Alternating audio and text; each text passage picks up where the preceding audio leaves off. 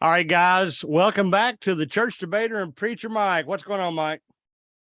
Well, I am trying to remember what you sound like because we've not done this in a while. I'm sort of out of Yeah, practice. it was 2014 when we did the last show. Well, I Maybe think we'll get down to, it's funny. I thought maybe we should do this once a month, and this is the last day of the month. So we'll do it on the last day every month. And of course, next month's last day is Sunday night. So that wouldn't work very well, but I'll make maybe it will. Yeah, it'll work. I'll make it work. I'm excited. I made a big purchase yesterday. Okay. Bought a ticket to the premiere of the Smash Brothers movie that's coming to Super Mario Brothers movie. Oh, got to go see Mario, man. Nah, that ain't me. Me and my boys grew up on those video games, so I Okay. didn't grow up on it. I watched them play it, and they watched me play it. Yeah. Y'all all gonna go? Me and Bryce are, I think. Okay. Brandon's out. All right. So let's open with a question from a listener. Howard wants to know, will there be free will in heaven? I have to admit, that's a great question. And I could probably say that there are two ways to answer that on both sides of the fence, because when Satan fell, there was obviously free will, but that wasn't the heaven where they were at the time that's been prepared for us, according to John 14. So I could say there will be, but it will be so perfect for our spiritual natures that there will be no thought of exercising free will to leave or to avoid. Or I could say that free will is going to be perfected in spiritual bodies only to choose what is right. Okay, let me lead into another question then. Obviously, you and I have different likes and dislikes. Sure. When we go to heaven, is my experience going to be different than yours?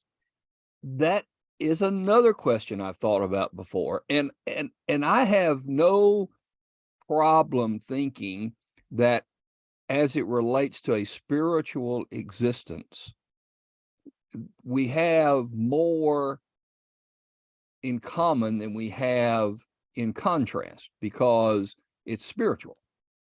And so to say that when you say likes and dislikes, we talk about that from the perspective of the physical world more than anything.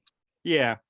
So yeah, the likes, those glasses I didn't like. So Greg just put on a pair of glasses. I can see him on the video, and the vast majority of the people didn't see them, so it doesn't really matter. I know. That's why I'm telling about it. So I would say that I don't know how, since all that is evil will be gone, then there won't be any choices. There won't be anything to choose between that offers opposition to the things that are right and good. So if there's a way to have free will with spiritual nature to enjoy spiritual things differently, but without choice to do something wrong, then I don't think I'd have a problem with that thought process. Will we be eating when we're there? The Revelation closes with an invitation to come to the feast. Okay, I knew that. That's why I asked it. Yeah. So my point is, you don't like sweets. Right. I like sweets. So will my experience in heaven be different than yours? Again, does your spirit like sweets? I don't know. I'm with it all the time. I don't know. I would assume so. Yeah, it's an interesting topic. I don't have any doubt about that. And I think to say that it's going to be an exact same experience, I would say probably not. I would go with, we will all experience it spiritually a little differently, but not in any kind of way that relates to the physical world and the likes and dislikes that are based here. Okay. All right. Let's switch. We're going to switch to a different topic. Let's say, first of all, what is the significance of the city? You know this. I'm just letting you give the background. What's the significance of the city of Qumran in relatively recent times? Qumran is an area where they made this huge discovery in the 1940s of these manuscripts, these ancient manuscripts in the Qumran community. The Qumran community was apparently a group of people who cloistered themselves away from the society and lived out there for spiritual development purposes. And they had all of these manuscripts of the Old Testament. And they were put into clay pots, and they were in these caves. And in the 1940s, and I'm not sure the date, 41, 42, 47. I only know 47. that because I just watched a History Channel special on it. Oh, okay, 47. Apparently there was a kid searching in the valley area with the cave openings up top, looking for his lost, I don't know, sheep, cows, goats, I don't know. Took a rock and threw it in the opening and hit a clay pot, as I understand it, and he heard it. And he went up there to see what it was, found these, brought them back to his dad, who immediately knew there was something special. And from there, what we have is called the Dead Sea Scrolls. And these scrolls took the time period 1,000 years older, looking for or having manuscripts to compare to know the original writers. 1,000, it went from, particularly the book of Isaiah that I know about, it took it from the oldest manuscript available at the time was 200 AD. And there was an Isaiah manuscript that was 800 BC. And in that way, the older, to compare how the translation and copying process has gone to see if we've lost anything. And from what I read a number of years ago, between those two manuscripts of the 800 BC to the 200 AD, there was a total of 10 letters different in 1,000 years. Okay. All right. Which is cool. It is cool. And it's also worth mentioning that back in those days, there were people paid to copy manuscripts. Right. It's not like me and you sitting around and trying to copy they were paid to do that. So they were professional. That's right. In their work. All right. Now it sounds like I'm changing topics, but I'm not. Okay. Tell me where you think Ark of the Covenant is. I can tell you where I have heard people say that it is. Okay. But, or at least I've an area. My own opinion is that there are a lot of things, I'll go from general to specific. There are a lot of things that have, I think, been intentionally held back from God allowing it to be found. One reason might be that he doesn't want us to worship items and become an idolatry, which is my main reason why I don't think there exist any more original manuscripts of Scripture. None. Okay. But I also find it fascinating that archaeology continues, and it is my opinion that every now and then, whenever it's good time, God just allows a big archaeological discovery to be made just to sort of say, see, I told you all along. So where is it now? I don't know. Okay, I'm glad you said that. Okay. I might have found it for you. I'm excited. All right. So there was a History Channel special on earlier this month, a new one. They've had topics on this before. They pointed out that also in Qumran, probably around the same time as the Dead Sea Scrolls, but translated more perfectly. I think they said 1952. There were some scrolls made out of copper. that was found in that same discovery area. And those scrolls weren't manuscripts. They were more, I don't want to call it a treasure map, but it's a directions to treasure that had been buried, some of which they found. Okay. A treasure that had been buried, and it wasn't anything fancy. I mean, I compare it to take a left down at the next house and turn. That kind of directions is what was in there. One of them, though, one of the possibilities is that the History Channel was representing was perhaps that one of the troves it's pointing to is actually where the Ark of the Covenant was buried by whoever.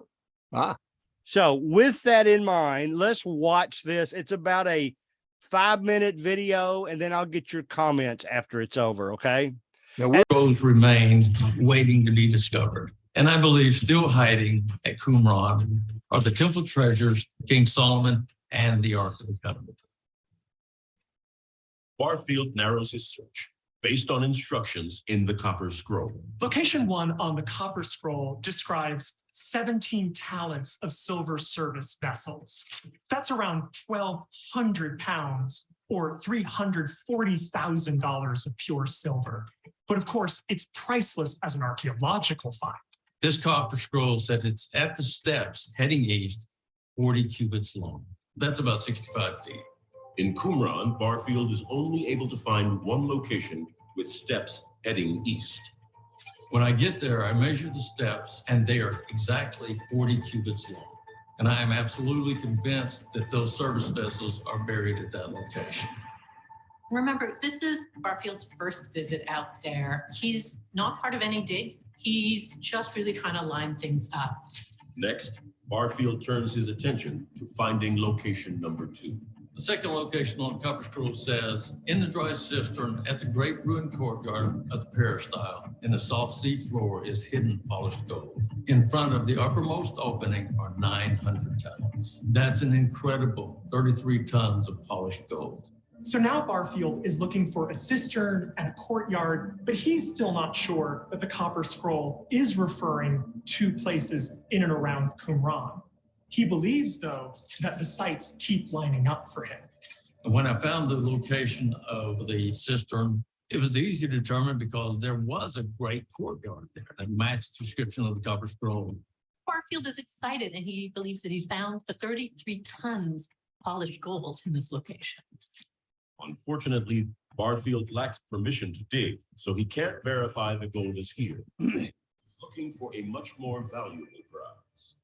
Locations 1 and 2 are lining up, but my ultimate goal is to find location number 3, which could hold the temple treasures of King Solomon and the Ark of the Covenant. The Copper Scroll describes this location as being at the north end of the hill of Kohelet. Whatever the ancient Jews used to refer to as the hill of Kohelet, it's been lost to the sands of time. I realized that the hill couldn't be within Qumran because there's no hills within the ruins of Qumran, but there are several nearby. Barfield studies satellite imagery to identify a potential candidate for the Hill of Kohelet. Not only does Barfield find a hill that seems to match, when he gets there, there appears to be a cave that's sealed shut. To him, it doesn't look like a natural rock formation. He believes the cave's location may also be a clue. When I looked at this location on my map, locations 3, 2, and 1 were in a perfectly straight line.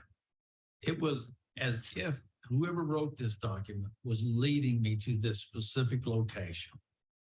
Barfield is eager to prove this cave is hiding something. I decided that I would take a sample of this stone and send it off to a lab in Skokie, Illinois, where we had it examined, and they find that it is man-made mortar in a common mixture and formula from that time.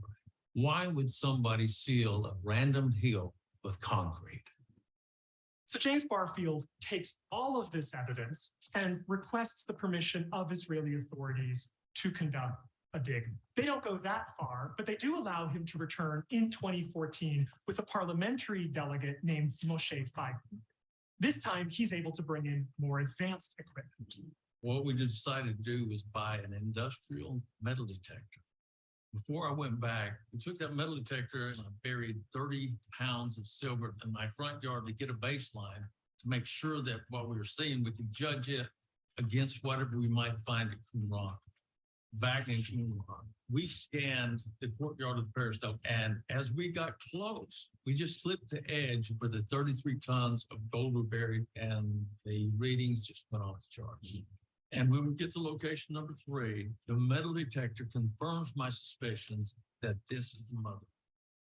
According to Barfield's results, the metal detector finds 5 times the amount of metal in location number 3 than the 33 tons of gold posited for location number 2. I've already proven that something is down there. Now we've got to dig it up and see what it is. The copper scroll, biblical text, the map, the mortar, the metal detector readings. All of these leave me with no doubt. In this sealed cave are the greatest treasures of Israel. When they finally give us permission to do the excavation, we're going to be face to face with the Ark of the Covenant. Wow. All right. So if I think, by the way, since we weren't able to show the video, if you want to watch it, you can go to the History Channel website and search for History's Greatest Mysteries. That's the name of the show. Excuse me. This aired on March 6th. So you can find it that way. It's called Ark of the Covenant. But basically, to summarize real quickly what they were saying, the site where he thought it lined up, that he thought was where the Dead Sea Scrolls, or where I should say the Ark of the Covenant, I'm getting my microphone resituated, where the Ark of the Covenant might be located. He went there, found it, interestingly enough, in a straight line with 2 other discoveries he'd made. It looked like there was some kind of man-made concrete, mortar, whatever, over a hole. He tested that and did prove that it was a man-made substance. So somebody had, whenever, covered that hole up. So he then, while they wouldn't let him dig, they brought in equipment like metal detectors. And sure enough, it picked up a lead on a very large amount of metal in that location. So he thinks that he feels like, of course, he was committed to the project before he even started. Right. And he felt like that that's where he's going to find the Dead Sea Wow. Scroll when he's allowed to dig. What do you think about all that stuff? I'll say this, when you read about the wealth of Solomon and how he was renowned and for people coming to see his wisdom, you know, the Queen of Sheba came and brought all this other wealth to him over the centuries. You got to wonder, where did all that stuff go? Yeah. So it's got to be somewhere, and it would make sense. It would be perfect. The interesting thing is going to be, let's say that he's found everything that he says is there and it's true. Who owns it? I got something more interesting, which Okay. isn't really interesting because I already know the answer. Oh, Whoever finds it, are they going to get Uzzah-ized when they get there? oh, that's good. Or is that power no longer existent since Yeah, we're I under a think- new covenant now? I think they'll get out of that. That's not going to be a problem. Wow. I tell you, I think that it would really say something if God allowed that kind of a discovery to be made, and then watch the people try to get around it. You mean as far as the Bible's a bunch of That's baloney? exactly people. right. Yeah, Yep, yeah. yep. That would Yeah. be fascinating. That's a good show. Wow. You need to watch it. Go to History Channel. Go under that. What was the? I'll give it to the listeners one more time. Greatest Mysteries. Greatest Mysteries, and it's Yeah. the March 6th episode about gonna the watch Ark it. of the Covenant. Make sure you find the right one, because they did one about 4 years ago that's completely different. This Okay. is more of a. I had never heard of the Copper Scrolls. Had you? Yeah, I had. You I had? have. Okay. In fact, I got this really massive book. I was looking around to see if I saw it right quick to hold up and show it to you, that I have on all the scrolls.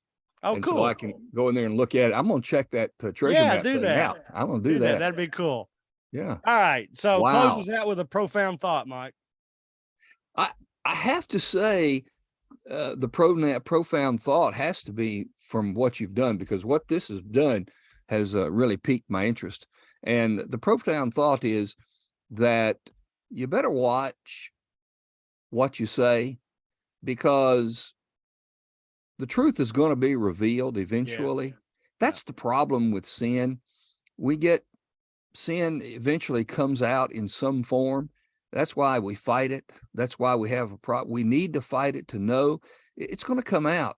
But on the other side of things, I like how God just sort of waits over there inside, and every now and then he just opens things up, and it causes people who don't believe in him to have all kinds of heartache. Yeah, that's So- interesting. That's a good And thought. there's also never been ever an archaeological discovery that has disproven any one thing in scripture. Good ever. point. Good point. I like that. Me too. All right. Well, guys, I'm pretty sure that tonight I'm going to dream about eating chocolate mousse in heaven. So whatever, whatever dream you want to come up with is fine. And we'll see you next week on the Church Debater and Preacher Mike. Say goodbye, Mike. Goodbye, Mike. All right.